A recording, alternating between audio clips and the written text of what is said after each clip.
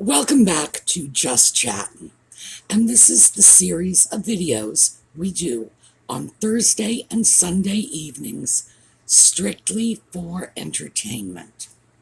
Well, before I get into what we're going to talk about today, I thought I would follow up on some comments from the last video. And in this comment section, people were writing in over and over again, did you see Catherine? Did you see that dress? Etc., etc. Now, this is an easy question to fake your way through, because somebody says, did you see Catherine? Well, maybe you didn't. But you can just say, yeah, she looked fabulous, and they think you saw her, because she always looks fabulous. It's a no-brainer. So, for those of you who did not see Catherine looking fabulous in a fabulous dress, here you go. And of course, I'm showing both the front and the back of the dress, because the back of the dress, frankly, was equally fabulous. But here's the thing. Catherine could look fabulous wearing a potato sack, as you can see from these photos. And she's got a hockey stick in one of them. And seriously, when was the last time you said to yourself, gee, if only I had a hockey stick, this outfit would be complete? The woman looks terrific no matter what she does. And the biggest part of it is this. That's not a smile that someone has practiced in front of the mirror and checked for camera angles, etc. That is the real smile of a genuinely happy person. And that's what's always going to make her like a superstar. No question about it.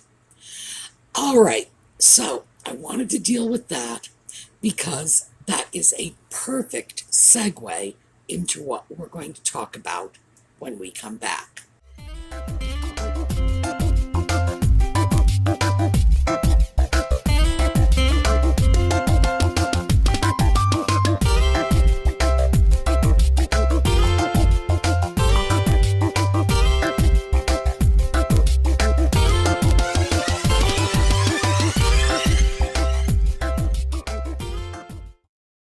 So, here we are once again. Remember our magazine. Now, I've been reading this, and frankly, I've been reading it in tiny bits and pieces, because there's only so much of this I can take. Words like sycophantic and toadying come to mind, encomiastic. Yes, we have company, the cat's joined us. Encomiastic, or, my favorite, hagiography. There's a joke in there which I am not touching. Hagiography actually just means the biography of a saint. And I got to move away from this because, that joke is right there and I'm going to grab it. The magazine is so cloying and so obsequious. It's like, oh, isn't Meghan marvelous? Isn't Meghan wonderful? Okay, and how much did she pay for this? Now, I did a little research on the company, and I do say a little, because even though they have a website, there's nothing there but a placeholder page. It seems pretty clear that what they do is put out single-issue magazines. They did one on Donald Trump, they did one on Willie Nelson, and it looks like there were others on, like teeny bopper. What do they call them now? They called them pop stars in my day. I don't know what they're called now. It's clear this is a resource for people's PR teams. In other words, if your reputation needs a boost, your PR team calls these folks, pays them money, and they do a spread on you. Wow. But today, I thought we would take a look at a section called Top Notch Style. So let's get started. Okay, this is our first photograph. And this is the full page photo that's the lead photo to this article. The subtitle is Meghan Markle's fashion sense has been on point since long before she joined the royal family. Oh, really? How about this? Yeah, we conveniently overlook the times that it was so far off point it wasn't even funny. Now, back to this green dress. I'm dying to know if I'm the only one out there who has made this connection. The first time I saw it, I thought, my goodness, what is she doing? Trying out for the part of Batman? Well, actually, I guess it would be Green Lantern. The dress is just, let's just say it's wrong for her. And what is this thing she has with capes? Is she really looking to be a superhero? Now, let me show you another picture of that dress, because we've discussed this before. That dress is all bunched up under her armpits. You can see it across the waist. It comes in large part, from the fact that it's too tight for her. But the other fact is that she does not have the kind of body that allows you to wear off-the-rack dresses. If she's going to look good in something, it's going to have to be custom tailored for her, probably custom designed for her, frankly, because she has one of those strange bodies, and you'll see it in the upcoming pictures, that just goes straight down. When you look at her head on, from her bust to her hips is just a straight line. There's nothing wrong with that. It's just that's what her body looks like. And consequently, dresses that are made to sort of flatter a waistline, to come in a little in the middle, are not going to fit her properly, and they're not going to look good on her. So let's get into the article, because these are allegedly her greatest fashion hits. Now, we're starting left to right, and here is the first one. Apparently, a bare midriff is considered a royal look. Who knew? This whole picture is very weird, so let me show you a close-up of her head. That is this strange deer in a headlight stare. I don't know what that's all about, but that outfit, I'm not going to say it's not appropriate under some circumstances, but I'm not sure it's appropriate if you're over 30, and I'm pretty sure it's not appropriate, when you're looking to be a royal princess. However, this is in her pre-princess days. This was 2014. So, yeah, royal style always. There you go. Next up, and this is also, well, barely pre-princess. This was in March of 2016. And this is what looks like jean shorts and a jacket. But please note, her bra is showing through the top of her shirt. Here's a close-up. Ladies, if they can see your bra, you have gone down one button too many. Unless, of course, you're hooking. Really, this is not something that respectable women do. I'm not going to say it's not something women do, because, frankly, if you're selling the merchandise, that's what you do. Next up, they call this All-American Girl. And I would have to dispute that, because I think that's a variation of All British Girl. The final picture on this page is not especially offensive. It's just kind of weird. Navy blue and black are not good colors to combine, because they are so much alike while still being different that your eye sees them, takes them in, and then just reacts that something is off. That's why most people will not combine navy blue and black. It's just visually disconcerting for people. But I can't complain about the outfit. On the other hand, it's a very pedestrian outfit, and if that's the best they can do, well, my goodness. Next page. Well, we have a green floral print dress with little baby ruffles all over the bodice. Don't know what to say about that. It's a little June Cleaverish for my taste, but hey, it's not awful. Next, this is that white, where did she wear this to? It was a bridge opening. A white dress with this strange little cape over the shoulders. The dress itself, I'm not going to say it's an ugly dress or a homely dress. It looks terrible on her because it accentuates that lack of waistline. And again, you will see this because she wears a lot of items that accentuate that. It's like a straight line, bust right down to hips. It's very obvious.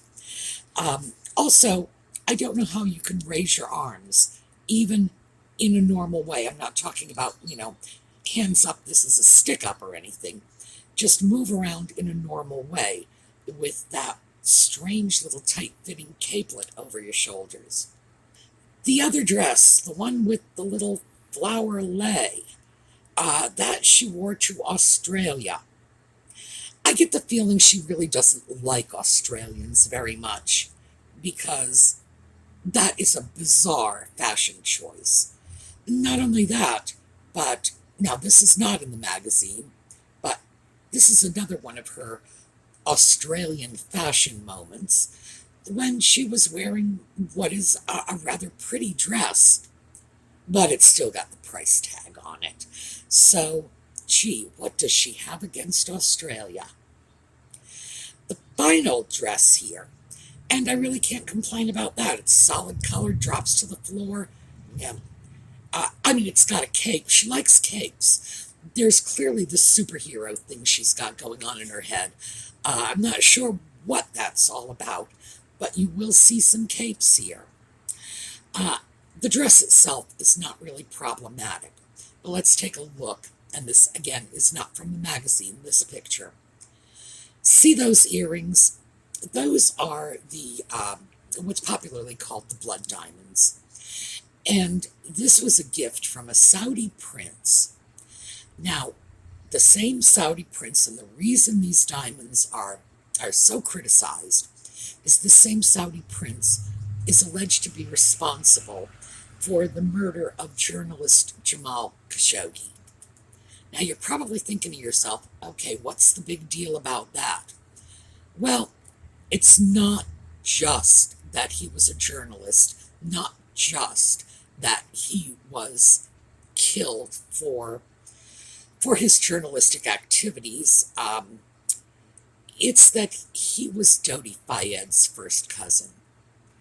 Now, Dodi Fayed, as you will recall, was Princess Diana's boyfriend slash fiance.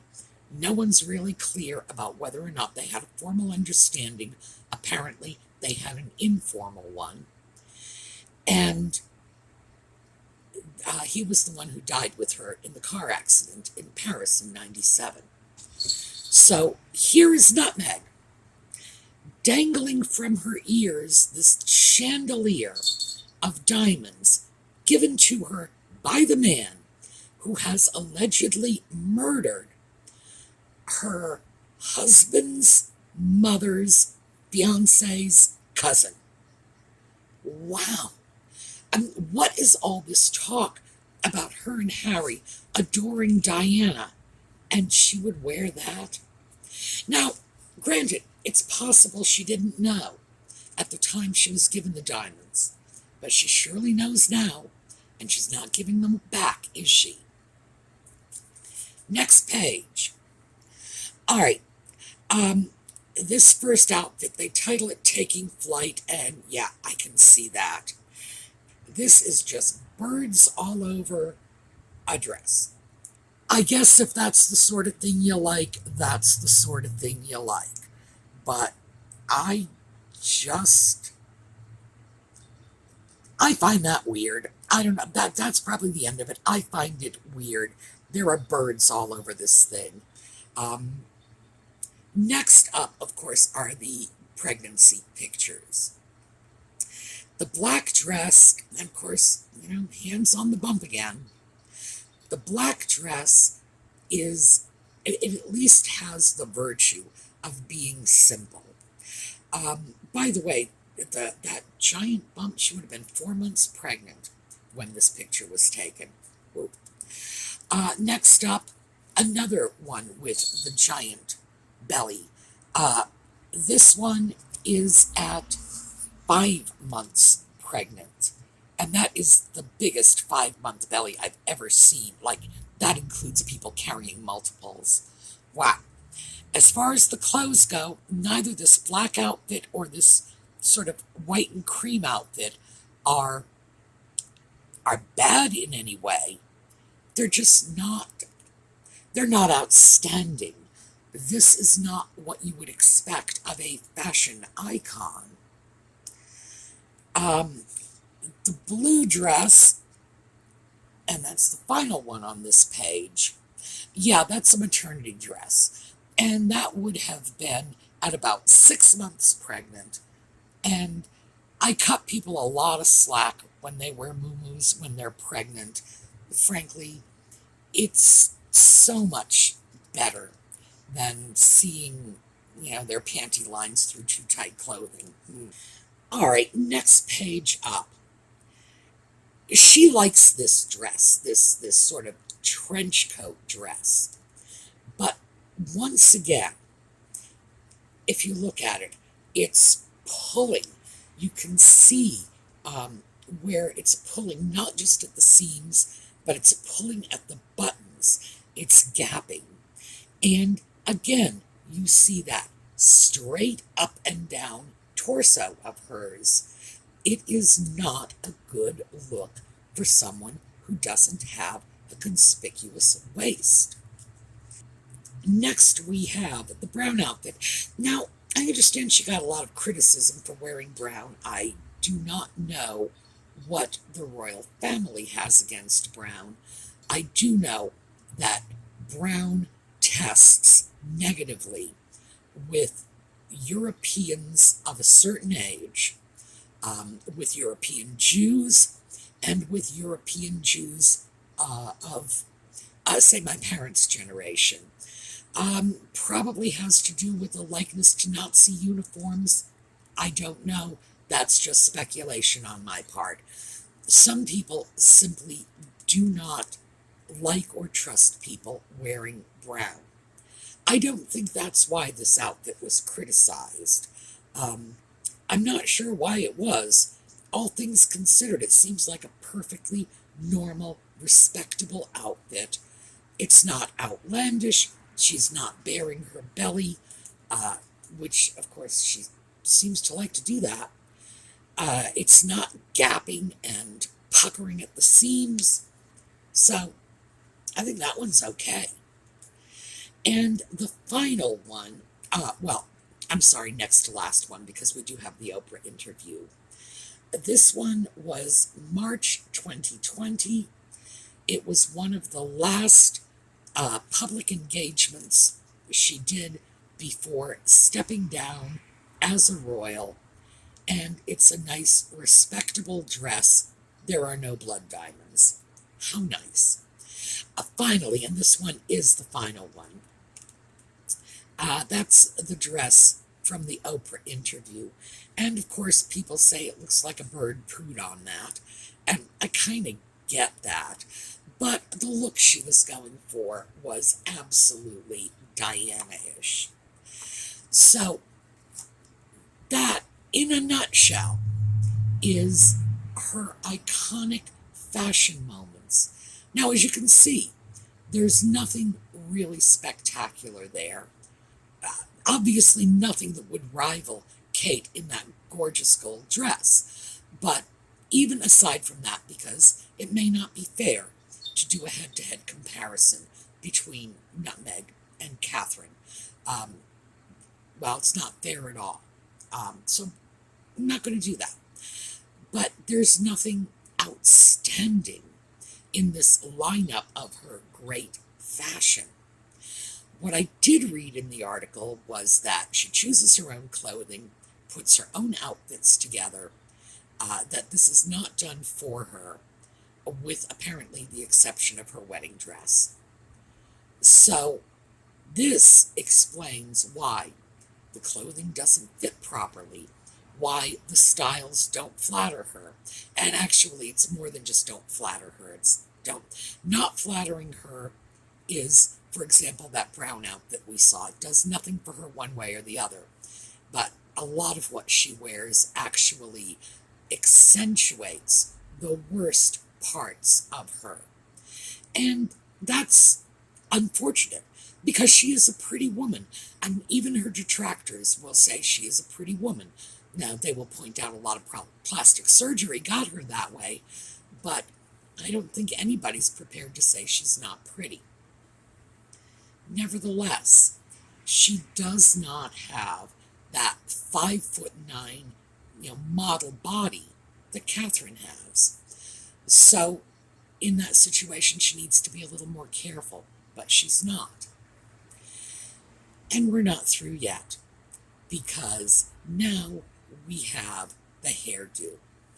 And I have to admit, this is one of the things that just really irritates me very much about her general look and presentation. Let's take a look at the messy bun. Now, here is our messy bun. And the people who have commented on it say, well, it's a bun, so it's stylish, but it's messy, which is casual and proves she's a down-to-earth girl. No. The only impression I get from that hairdo is that she lost her comb and cannot find it. Worse, in some of these photos, you just look at that and say, is there like a rodent living in that bun? Because the hair is all over the place. Even when it's not in a bun, it does not look windswept. It looks uncombed.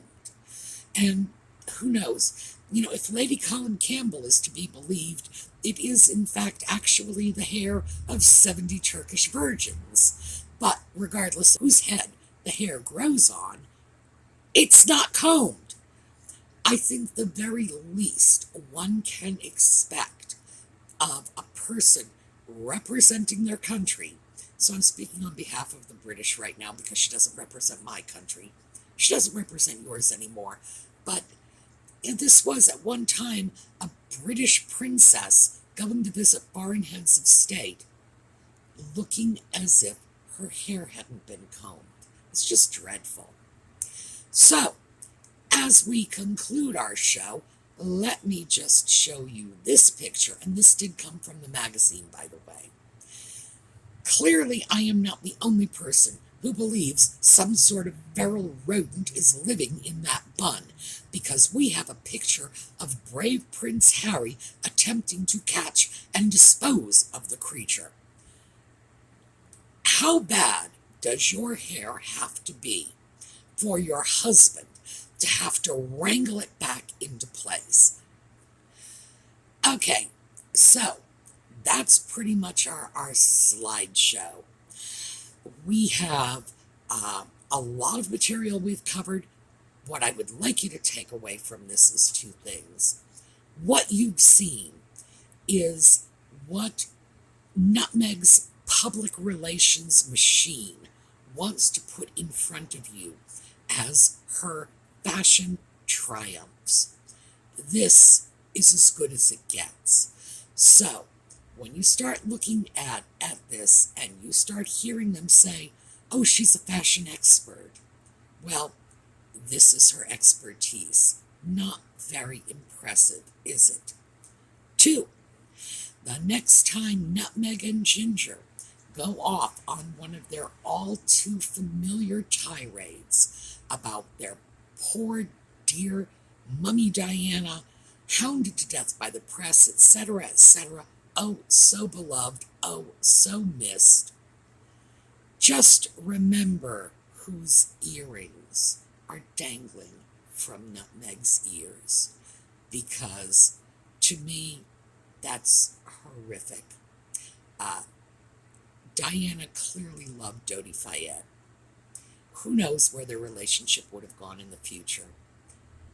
And Nutmeg is wearing earrings gifted to her by the man who was allegedly responsible for killing Dodi's cousin. Wow. Talk about poor taste. All right. We're going to take a look at a slideshow on our way out. We'll do one from Brownhaven Studios this week, I think. And I will see you on Thursday for another episode of Just Chattin'. And of course, the thrifting videos are on the weekend. So have a great week, and I will see you next time.